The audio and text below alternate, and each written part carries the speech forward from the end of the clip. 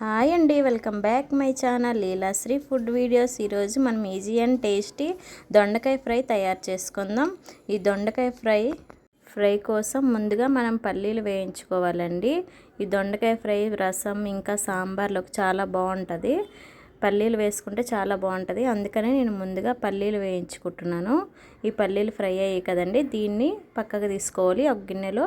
ఇప్పుడు ముందుగా పోపు దినుసులు వేసుకోవాలి. ఈ పోపు దినుసులు ఫ్రై అవనివ్వాలి.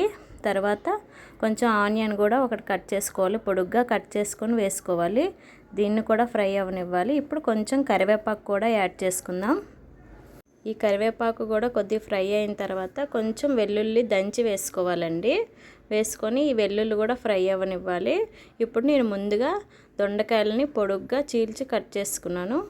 ఇలా పొడుగ్గా సన్నగా కట్ చేసుకోవాలి. కట్ చేసుకుంటే మనకు బాగా ఫ్రై అవుతాయి. దొండకాయ వేరం కుక్ అవుతుంది. ఇప్పుడు ఒకసారి దీన్ని బాగా ఫ్రై చేసుకోవాలి. బాగా కలుపుకొని ఒక 2 నిమిషాల పాటు మూత పెట్టుకుందాం. మూత పెట్టుకోవాలి. ఇప్పుడు 2 నిమిషాలు అయింది కదండి. ఇప్పుడు మూత తీసి చూస్తే దొండకాయ కొంచెం ఫ్రై అయింది. ఇంకోసారి కలుపుకోవాలి. కలుపుకొని మళ్ళీ దీంట్లో కొంచెం సాల్ట్ యాడ్ చేసుకుందాం. సాల్ట్ యాడ్ చేసుకుంటే కొంచెం ఇంకా ఫ్రై అవుతాయండి. బాగా కుక్ అవుతుంది, మెత్తగా అవుతుంది.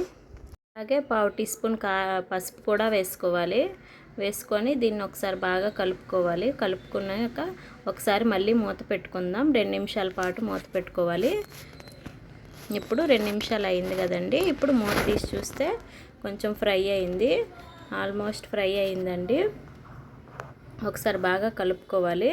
ఇప్పుడు దీంట్లోకి కారం వేసుకుందాం.